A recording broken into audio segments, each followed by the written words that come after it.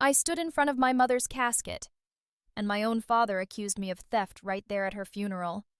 I didn't cry, I didn't beg. I only heard my half-sister, the one who used to call me sister, order security to drag me out of the company my mother built. 3 years later, they thought I was gone. But tonight, I came back. Not for forgiveness, but to bury them all. If you think this is just another family story, you're wrong. This is the revenge of a daughter betrayed by her own blood. Subscribe now, and get ready for a story you'll never forget. The rain didn't fall. It poured. Heavy sheets of cold washed down the glass walls of Stonecorp's main hall, where a funeral that felt more like a board meeting was unfolding in silence. Abigail stood near the casket. Her black heels sank slightly into the soaked carpet, each step reluctant, as if her body sensed something her mind refused to believe. Her mother, Eleanor Stone, the woman who built Stonecorp with nothing but grit and brilliance, lay encased in polished mahogany, surrounded by faces she'd once called family. But Abigail knew better now. The scent of white lilies, sharp and overbearing, filled the space between hollow condolences. Portraits of Eleanor hung in cold frames along the walls, her smiles frozen in time. Abigail traced the edges of those photographs with her eyes, remembering a mother who never taught her weakness. But even Eleanor had been betrayed. Then came his voice, cold, calculated. William, her father. Today we bury not just Eleanor Stone, but the last illusion of trust. The room stiffened. Abigail's stomach tightened. Her eyes snapped to him. Tall, silver-haired, standing in his tailored black suit as if addressing shareholders, not mourners. I regret to inform this board. He continued, sweeping his gaze over the collection of investors, relatives, and executives seated in rigid rows, that Eleanor's death wasn't the only loss this company suffered. Stonecorp's financial integrity has been compromised by someone standing in this very room. No! A cold gust ran down Abigail's spine despite the suffocating heat from the overhead lights. William's eyes locked onto hers, not as a father, but as a predator sizing up his final kill. My daughter, Abigail Stone, he announced, voice sharp as glass, embezzled over $12 million from this company in the months leading to Eleanor's passing. The gasps cut sharper than the accusation. Abigail's heart hammered against her ribs. Her mouth opened, but no sound came out. She took a step forward, her voice struggling past the lump in her throat. That's not true. Silence swallowed her words. From the side, Megan stepped into view.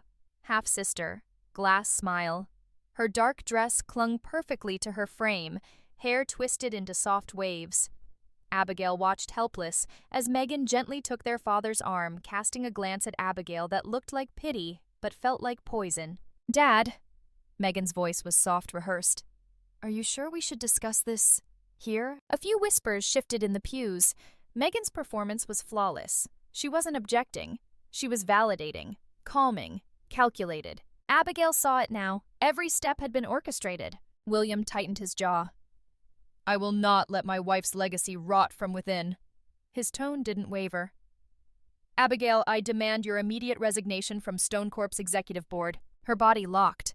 The words hit harder than she thought possible. No, her voice cracked. I didn't steal anything. Mother trusted me. She trusted you, William interrupted coldly, until her final weeks when she discovered the missing accounts. He turned to the board, gesturing toward Abigail like presenting evidence in a trial. Ask yourselves why her trust suddenly disappeared.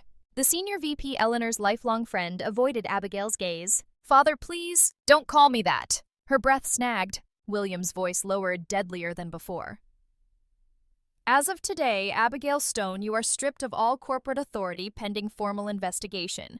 Security will escort you from Stonecorp property immediately. Megan stepped forward, taking it further. For your own dignity, she said softly, just leave quietly. Abigail blinked, unsure what stung more, her father's betrayal or Megan's gentle knife twisting in her back. Her hands trembled as she looked around the marble hall, searching for a single ally. But all she found were Shadow's board members, investors, distant relatives, each one lowering their eyes, turning their backs too cowardly to stand beside her. Abigail's legs gave in first. She stumbled slightly but caught herself before falling completely. She looked one last time toward the casket, toward her mother. The woman who should have been her shield. The woman who couldn't protect her now. No, not now, not anymore. Without a word, Abigail turned. Her heels echoed against marble as she walked down the aisle that once led to her inheritance, now leading her to exile. Outside, the rain had intensified. The massive glass doors hissed open, and the cold slammed into her skin like punishment.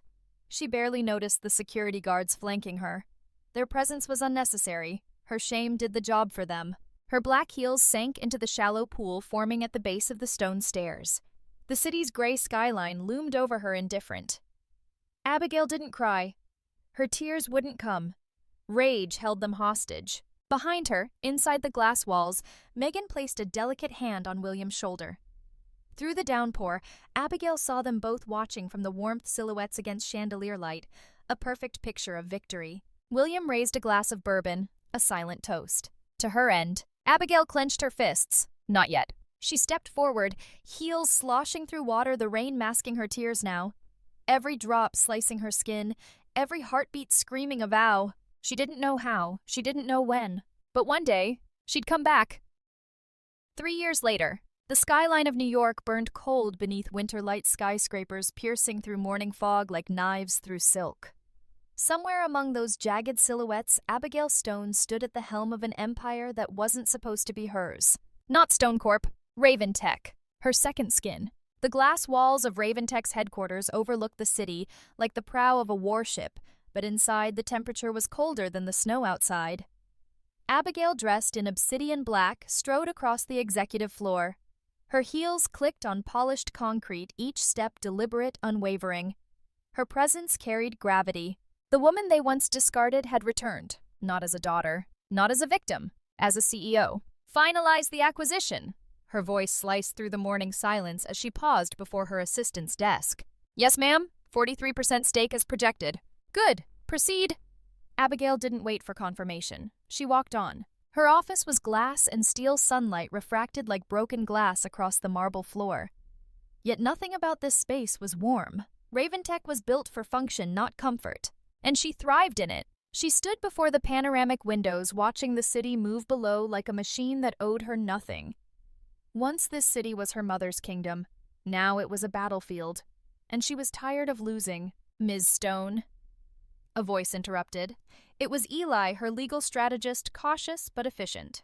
We have the list of Stone Corp's minor shareholders. Just came in. Print it. He hesitated. You're certain? Abigail turned slowly, her eyes cold, her voice colder.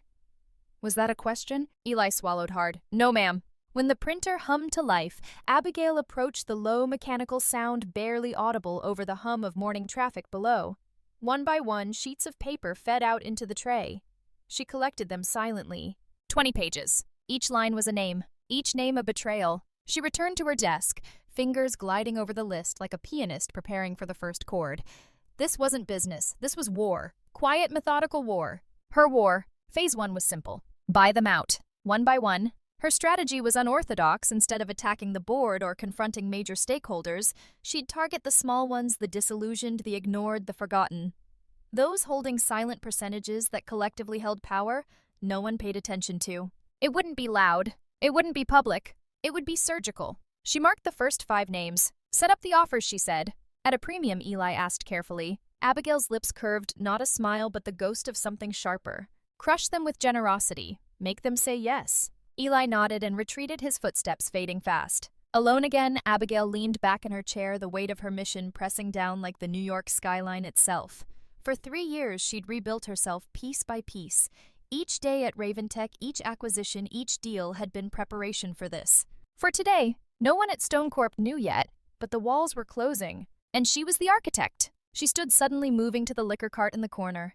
Not for whiskey, not for celebration, for something older. A photograph. She opened the small silver frame tucked behind the decanter. A single image. Her mother, Eleanor Stone, standing at the groundbreaking of the first Stone Corp tower. That smile. Unyielding. Proud. She remembered that day. She remembered believing the world was theirs. I'm sorry, Mother. Her whisper cracked in the silence. Abigail pressed her thumb against the photograph just above her mother's shoulder, where the image had worn thin from years of touch. I won't fail you again. Her phone vibrated. A new message. Acquisition confirmed. 2% stake secured. Abigail's gaze hardened. 2% was nothing. 2% was everything. She closed the photo frame and set it back beside the untouched decanter. Then she returned to her chair and continued marking names. Silence reigned as the city spun outside her window. But Abigail didn't need noise. She needed progress. And tonight she would find none of the sleep that had abandoned her for 3 years. Because tonight she wasn't just buying stock. She was buying revenge. The first thread of suspicion arrived not in a boardroom, but in a manila envelope left on Abigail's desk after dark. Inside photographs, grainy, old, but damning. She sat perfectly still, staring at them beneath the pale desk lamp. One image showed her mother, Eleanor Stone, on the final night. Abigail had seen her alive, standing at the top of the grand staircase of Stone Manor, face flushed with fury. Another image taken seconds later caught Megan, her half-sister poised 2 steps below, chin-lifted eyes burning with defiance. Someone had watched. Someone had known. Abigail's fingers curled tightly around the edges of the photographs until the paper creased. Slowly, carefully, she laid them down, forcing herself to breathe. She'd hired Vincent a week earlier. A private investigator who didn't advertise, didn't negotiate, and didn't fail. Now he sat across the desk from her silent gloved hands resting over crossed knees.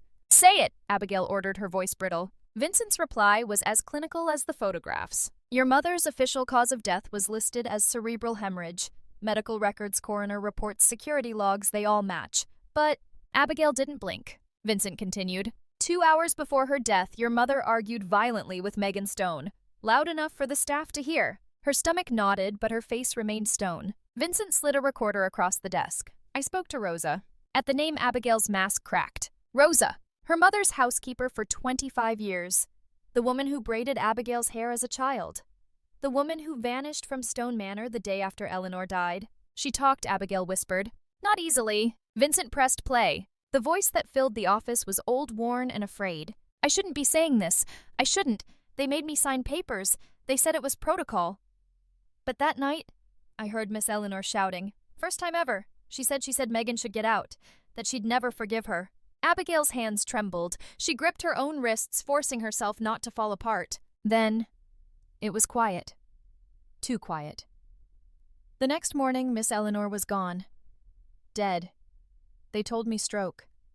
But no one saw a doctor. They sent everyone home before the ambulance came. The recording clicked off. Silence. Abigail looked up. Her eyes were glass. "Where is Rosa now?" Vincent hesitated. "Scared. Living in a church shelter on the east side." "I want to see her." Vincent's jaw tensed. "If Megan finds out Rosa spoke—" I said. Abigail cut him off. "I want to see her." That night, long after the executive suites at Raven Tech fell dark, Abigail stood alone in a church basement that smelled of bleach and old hope. Rosa looked smaller. Her once black hair, now streaked white, pulled into a nervous knot. When she saw Abigail, she flinched. "I didn't know," Rosa whispered. "They told me you stole, that you wanted her dead." Abigail's throat closed. "I didn't." "I know." The old woman's voice cracked. "I'm sorry. I should have protected you." Abigail stepped forward, not as a CEO, not as the heiress of StoneCorp, but as the child Rosa once rocked to sleep after nightmares. She took Rosa's frail hands in hers. "Tell me everything." Rosa's confession poured slowly, painfully. Megan had changed in the months before Eleanor's death. Rage, paranoia, endless arguments behind closed doors. But that final night, the argument had shaken the house. Rosa repeated the words that haunted her. "You'll regret crossing me, Megan.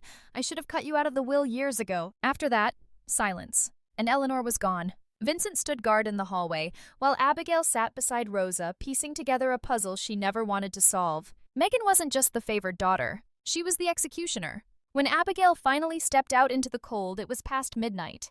Snow dusted the sidewalk. The city was quiet. Vincent waited beside the car. "Well," he asked.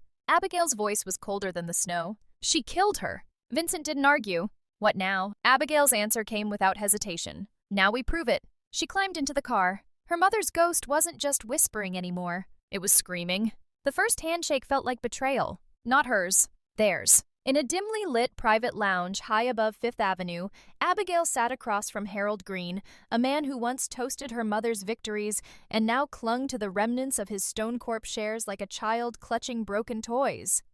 His hand trembled slightly as he signed the transfer agreement, eyes darting anywhere but Abigail's face. He didn't know who she was. To him, she was just Alex Renner, a private investor, identity shielded behind shell corporations Abigail had built piece by piece over the last 18 months. Her voice when she spoke was low, emotionless, surgical. "You're free now, Mr. Green." The old man managed a hollow nod. Then he left. The door clicked shut. Another one fallen. Another brick pulled from William's empire. Abigail stared at the still warm signature on the paper before sliding it into the folder. 23%. She was close. Not enough. Not yet. Her phone buzzed softly on the table. Eli confirmed. New stake total 23.7%. Third buyout completed. Abigail stood without replying. Time for the next. She moved through those weeks like a ghost. No public meetings, no press releases, no noise. Every negotiation was done in silence behind heavy doors across untouched cups of coffee and under false names. Former allies of her mother who faced with declining dividends and aggressive intimidation from William's lawyers were all too willing to sell their shares to a faceless buyer, someone who promised them freedom. She promised nothing. She simply paid, at a price too high to refuse. The next was Linda Mayer, then Stephen Rourke, then Colby, the man who once held Abigail in his arms after her high school graduation. None of them recognized her, and Abigail didn't let them. It wasn't until the 25th signature was collected that Abigail allowed herself to pause. Only then, inside the glass and steel war room of Raventech, did she acknowledge the scale of her silence. Eli stood across from her, visibly unsettled, the weight of unspoken questions dragging at his expression. "You understand what this means," he said carefully. "I understand perfectly," Abigail answered. She approached the wall-sized digital display behind him. There, Stone Corp's shareholder breakdown glowed in percentages, colored segments circling like prey. Abigail raised one finger, tapped a single name. "Renner Holdings, LLC, 25.2%. A quarter of the company," Eli whispered. "Owned by you." "No." She turned slowly, her voice sharp as ice. "Owned by my mother." Eli hesitated. "Legally, it's yours." Abigail let the silence stretch, daring him to argue. Then she spoke, voice low, deliberate. "I'm not taking Stone Corp back out of hatred, Eli." Her eyes never wavered. "I'm taking it back because they stole it, and I am reclaiming what was hers." He swallowed hard. "You're going to win." "No," she replied. "I'm going to remind them who they buried." She turned to the window, then her reflection faint against the night-drenched skyline, whispering over the city like a storm waiting to break. Eli watched her for a moment longer. Then he left, and Abigail stood alone. 25%. Her war was no longer theoretical. It was arithmetic. Megan knew something was wrong the moment the reports landed on her desk. She flipped through the third-page summary, her manicured fingers tightening around the stapled corner. The words blurred in her vision, not from exhaustion, but from disbelief. Stone Corp shares were bleeding. Not fast, not loud, but methodically. A slow siphon. Minor stakeholders, forgotten voices, silent investors, selling, one after another. Not to a rival she knew, not to a corporation she recognized, but to a shadow, a name that meant nothing, Renner Holdings. Her jaw locked. She felt the old anger coil in her throat like acid. "Miles," she snapped. Her assistant flinched, appearing in the doorway like a summoned dog. "Get me the full breakdown. Every seller, every transaction, right now." I just sent you the... Then send me what you're not showing me." Her tone didn't invite argument. Miles vanished. Megan stood slowly pacing to the window. The view from her office spanned the Manhattan skyline, yet tonight it felt smaller. Like a trap. She pressed her palm flat against the cold glass. Who the hell was moving this precisely this quietly? She thought she'd crushed every threat. Abigail. Her sister's name flickered like static at the back of her mind, but Megan swatted it away. Impossible. Abigail was gone. Broken. Humiliated. Scattered across the shadows of this city. She didn't have the resources. The reach. Did she? Her thoughts fractured. An unfamiliar fear pressed at her ribs. No, not fear. Uncertainty. And Megan Morin did not tolerate uncertainty. The intercom buzzed. "Ms. Morin, the CEO of Raventech, we've pulled preliminary." Megan's head whipped toward the desk. "Bring it." A minute later, Miles returned, sweating, a single-page file shaking slightly in his hands. Megan snatched it. Her eyes skimmed. Raventech Holdings, private, aggressive growth, asset acquisition firm. CEO female, name unknown. Her skin prickled. Unknown. In New York finance, no one was unknown, especially not a woman. Not to Megan. "Track her down," Megan ordered. "But whoever she is, whoever's backing her, I want her name." She crushed the page in her fist. "And if she breathes near this company again, I'll cut her off at the knees." Miles hesitated. "She's smart, quiet." Megan turned. "She's vulnerable." Her voice sharpened to a knife edge. "Everyone is." Then she moved. She crossed the office to the far wall where a single framed portrait hung the original founders of Stone Corp. Eleanor Stone, her smile radiant. William Stone standing beside her. And Abigail. Megan stared at the image. At Abigail's face. The knot in her stomach tightened. Something felt wrong. She shoved the thought down and picked up her phone. "Dad," William's voice answered after one ring. "I know." You saw the reports? I did. What do we do? Silence stretched. Then William's voice, colder than winter steel. We removed the threat. Megan felt her pulse slow. Controlled. Focused. Tell me how. In the darkness of his private office across the city, William Stone poured himself a drink. He sipped once, then said what Megan had been waiting for. We hunt. And Megan smiled. After all, if someone was trying to steal Stone Corp from the inside, it meant they'd stepped onto her battlefield. And Megan never lost. Not twice. Pain was a strange clarity. Abigail opened her eyes in the sterile whiteness of Raventech's private medical wing. She didn't move at first. Her body rebelled. Every limb screamed bruised and battered. The IV drip beside her hummed softly. But she was alive, and for the first time in 3 years, survival felt insufficient. She turned her head slowly. Eli sat nearby, eyes hollow, shoulders slumped like he'd aged a decade since dragging her out of that wreck. When he noticed her gaze, he stood, hesitated. Abigail. She spoke before he could. Did you secure Rosa? Eli swallowed hard. She's safe. Abigail closed her eyes for one long, slow breath. Good. He hesitated again. You shouldn't be thinking about this right now. I'm not thinking, she said quietly. I'm remembering. He didn't understand. He didn't need to, because Abigail Stone was done running. Hours later, against every medical order, she pulled herself from the hospital bed. The mirror showed her the aftermath, split lip, bandaged brow bruises curling down her ribs like fingerprints. She traced them with her fingertips. Then she dressed. Black suit, no makeup, no armor. She didn't need disguise anymore. When Eli tried to protest, she cut him down with a glance. Her voice was a rasp, but her command was steel. Get me every file from the Stone Corp archive. Abigail. Every file. 2 hours later, they sat in the subterranean data vault of Raventech, where the air smelled of dust and old battles. Rows of boxes. Digital servers humming like distant war drums. Evidence. Truth.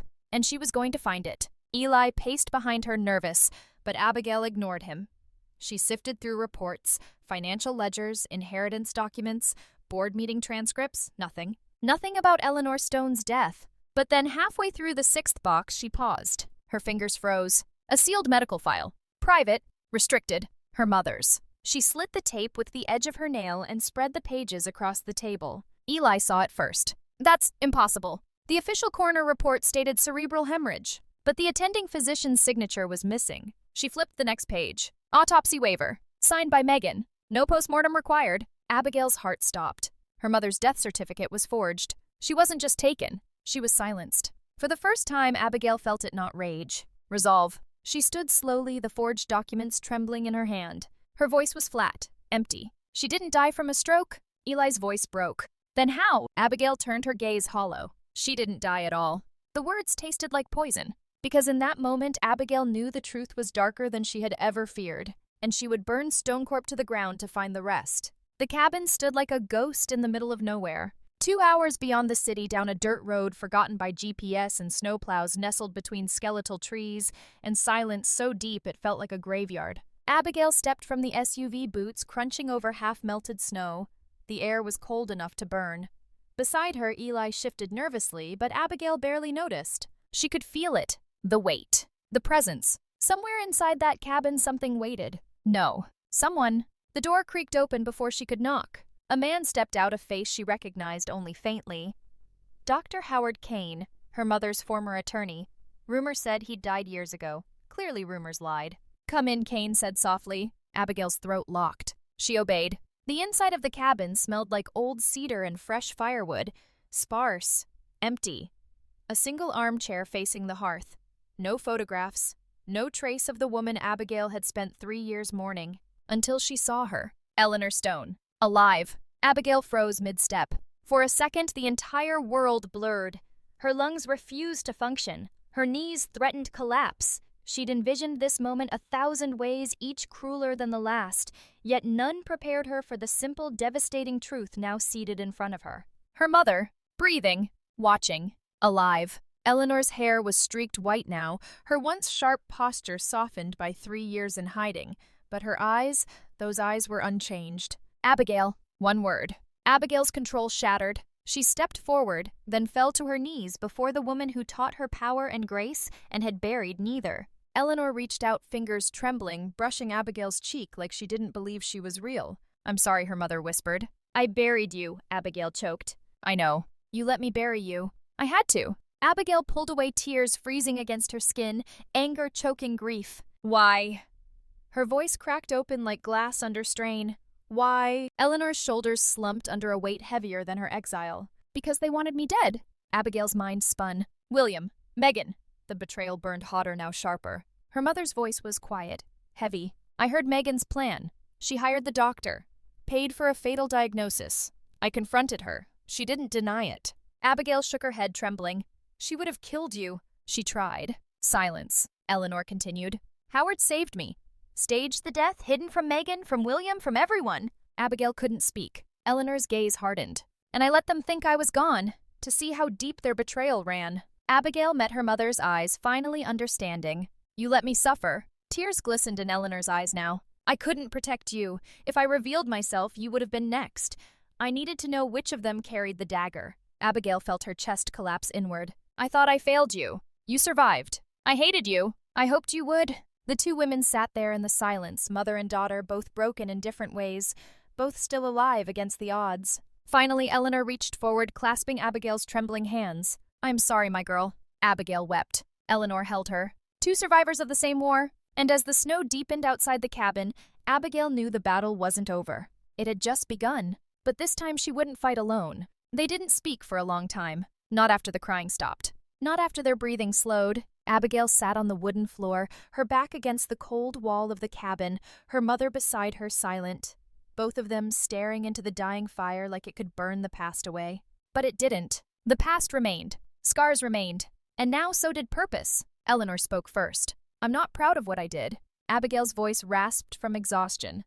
Then why are you still breathing? Eleanor flinched. Silence. Then slowly she answered. Because if I'd let Megan win, there wouldn't have been a company left. Or a daughter. Abigail turned her head. You think Stonecourt matters more than me? No. Eleanor's voice cracked. I think it's the only weapon we have. Abigail swallowed hard. The silence after that was heavier than anger. Then Eleanor moved. She pushed herself upright, her body shaking slightly as she crossed the small room. She opened a concealed compartment in the stone fireplace, old smuggler's architecture from another lifetime, and pulled out a single black box. She set it down in front of Abigail. Abigail stared. What is that? Eleanor met her daughter's eyes, tears glistening in her fury. Your inheritance. With shaking hands, Abigail opened the box. Inside documents, digital keys, bank records, shareholder certificates, everything. Abigail's breath hitched. This is the controlling block. 35%, Eleanor said softly. Hidden, protected, assigned under proxy during the buyout phase. Megan never knew. William never looked. Abigail's hands trembled as she ran her fingers over the embossed seals, the notarized signatures. This wasn't just paperwork. This was power. Silent. Lethal. Eleanor stepped back, letting the weight of it settle. I kept it from you, she whispered. To protect you. Abigail shook her head, tears flooding her eyes again. To punish me. No! Eleanor knelt down, forcing Abigail to meet her gaze. To prepare you. Those 4 words broke something deep inside Abigail. Her shoulders shook. Her breath fractured. But she didn't collapse. Not now. Instead, she gathered the documents back into the box. Piece by piece, quiet, controlled. Combined with what I've acquired, she whispered, that puts me over 50. Eleanor nodded once. You control Stonecorp now. Abigail sat frozen for a moment. Then she stood. And everything inside her hardened. I'm done fighting in shadows. Eleanor's voice cracked. Abigail.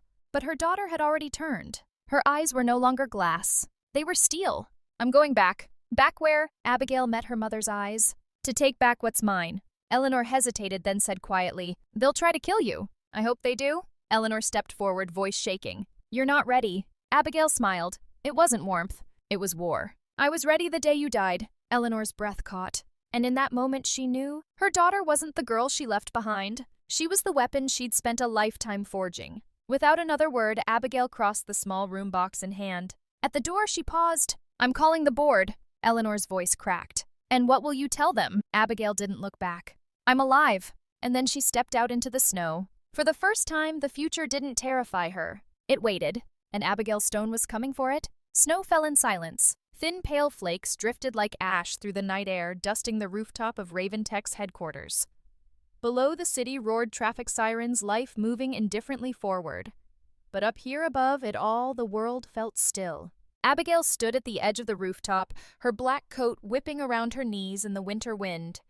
The skyline burned in glass and steel before her, the city's lights stretching to infinity. Her fists were clenched inside her pockets, nails biting skin, but she didn't notice. She wasn't cold. She wasn't anything. Not anymore. Behind her, the rooftop door creaked open. Eleanor stepped out. Her mother, her ghost, alive. Abigail didn't turn. She heard Eleanor's footsteps, slow, hesitant, crossing the gravel until she stood beside her daughter at the edge. For a while, neither of them spoke. The city did.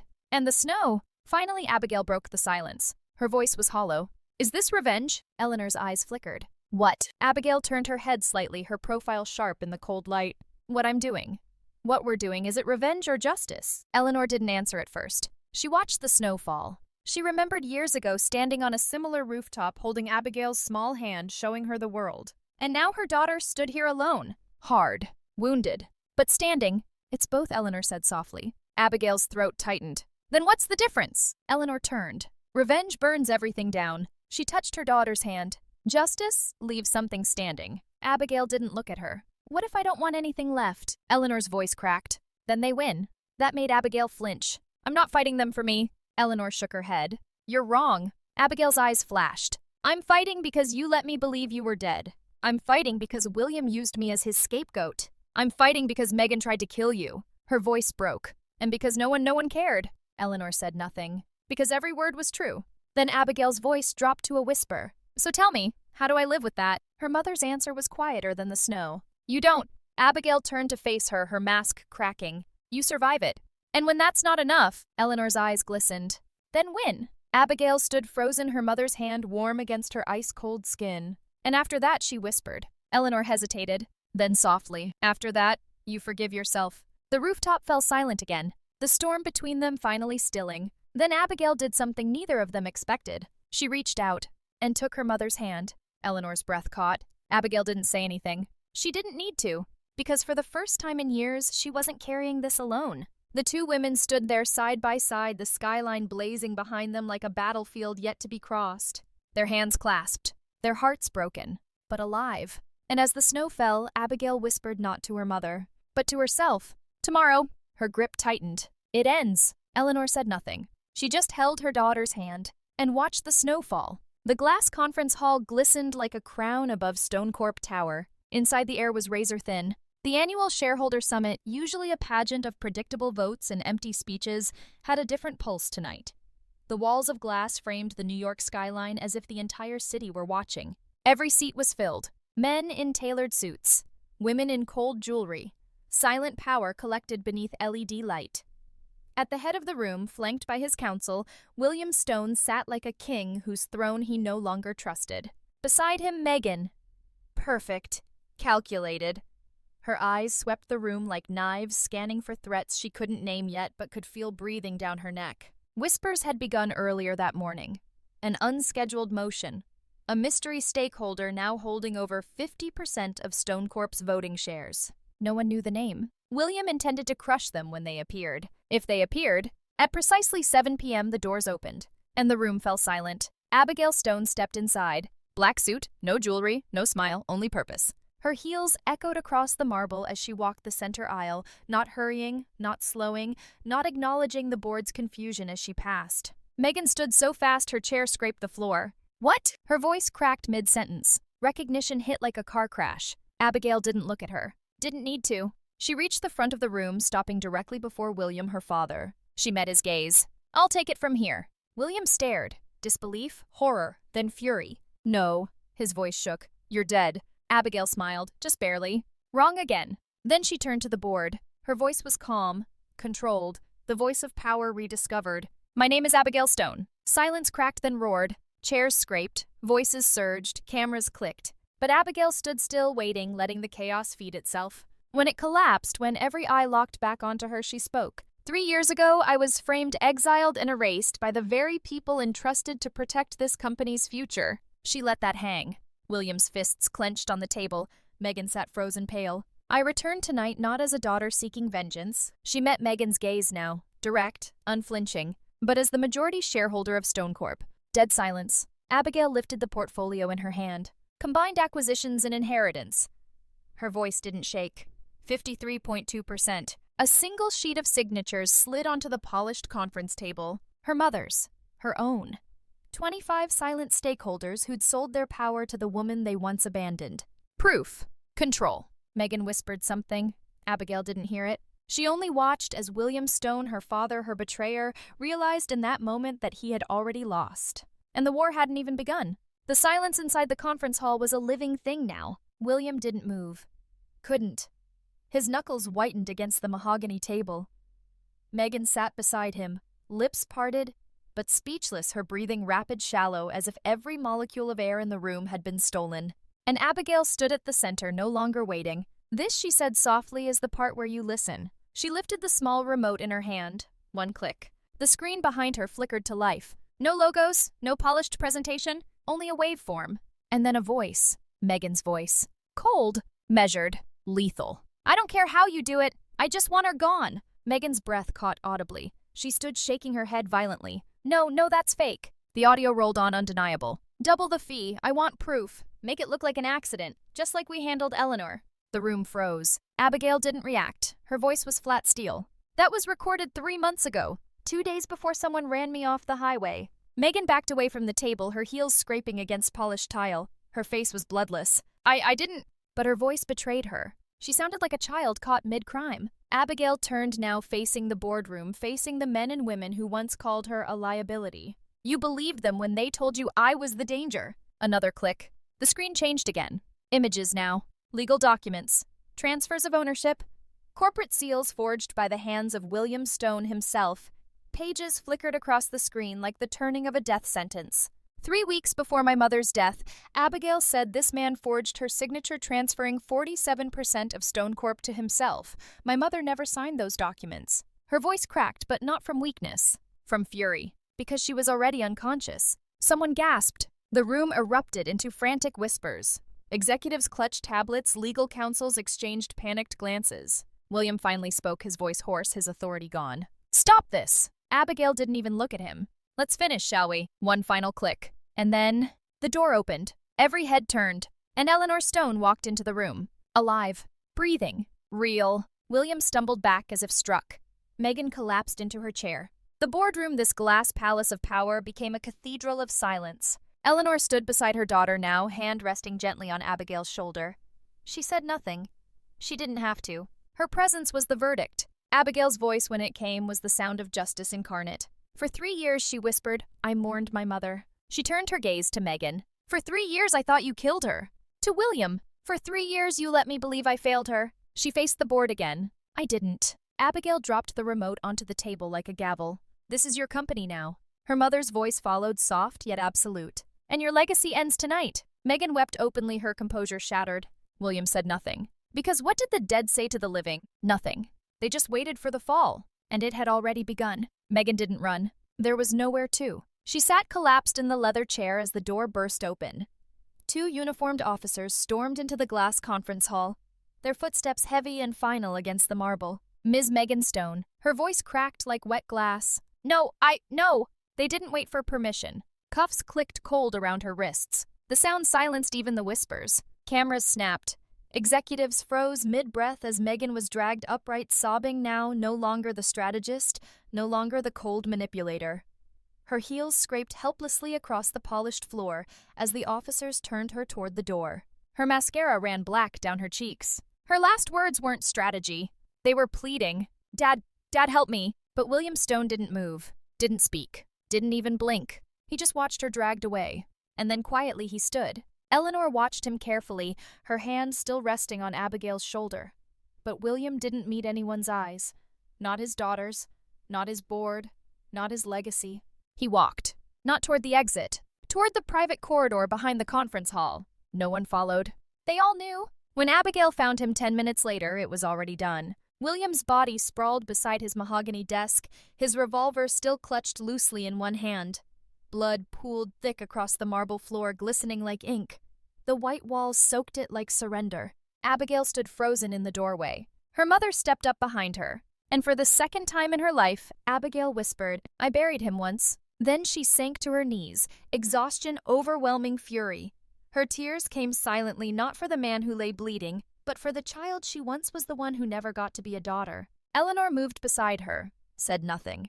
simply wrapped both arms around her daughter's shaking body as the snow fell heavy beyond the office window. Red met white, father met silence, and Abigail at last let herself cry. 1 month later, Stonecorp's boardroom no longer felt like a battlefield. It felt like surrender. Sunlight cut clean through the glass walls, cold and pale over the long table where signatures now held more power than bullets ever could. Abigail sat at the head of that table not as William's daughter, not as the fallen heir, but as its new architect. Across the mahogany, executives shifted nervously awaiting orders. None dared speak. Abigail didn't rush them. She held the pen deliberately, every signature heavy as a verdict.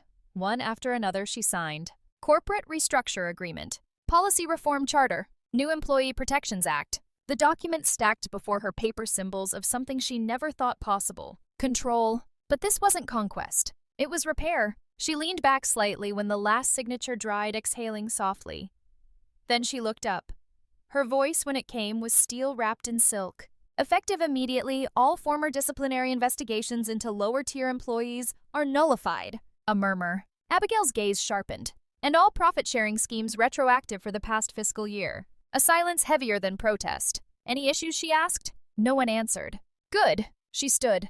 The board rose with her instinctively. But Abigail paused. One hand rested lightly on the signed contracts. You'll find, she said softly, this company runs differently now. No applause. Only understanding. She didn't want loyalty. She wanted compliance. When she left the boardroom, Eleanor was waiting in the hallway. Her mother's health was slowly returning, her frame still fragile, but her eyes sharper each day.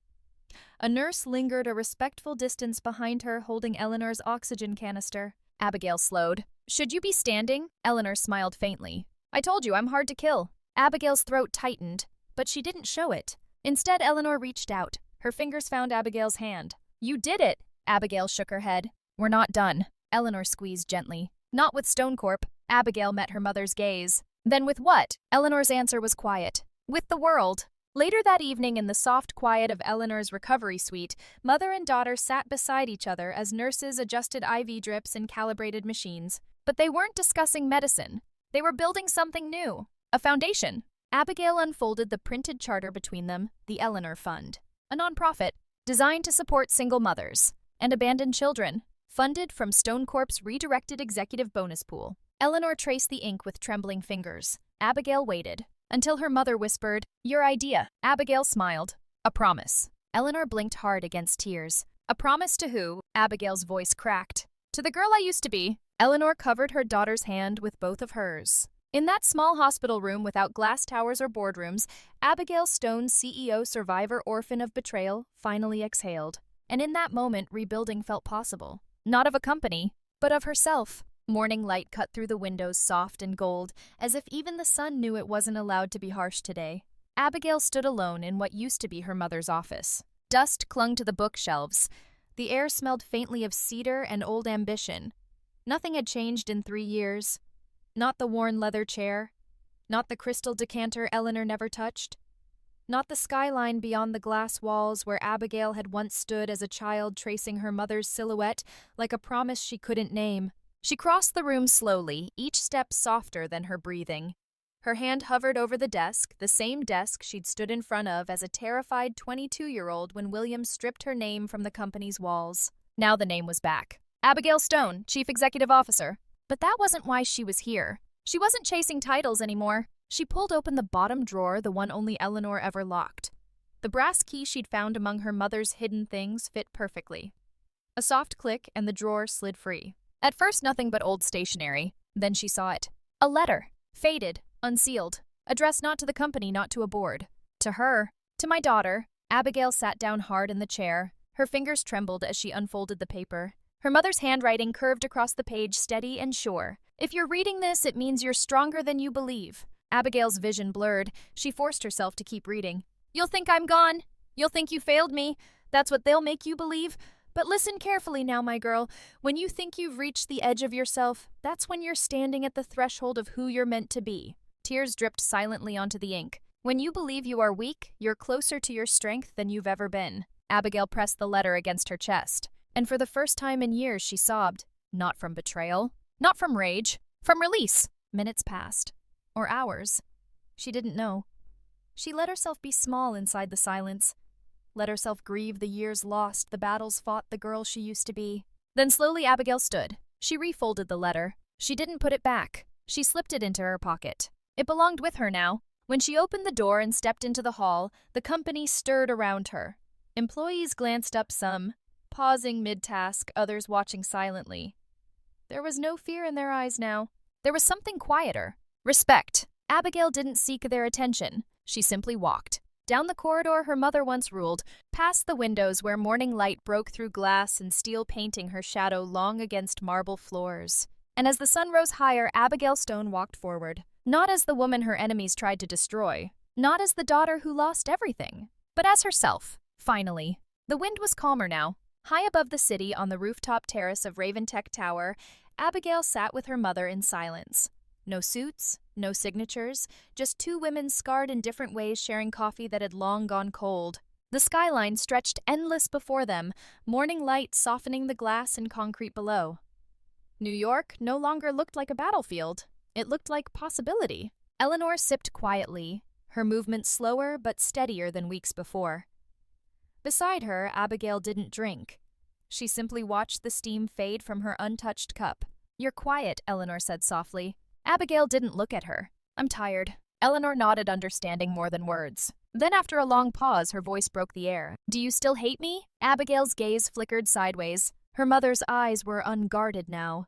No strategy, no steel.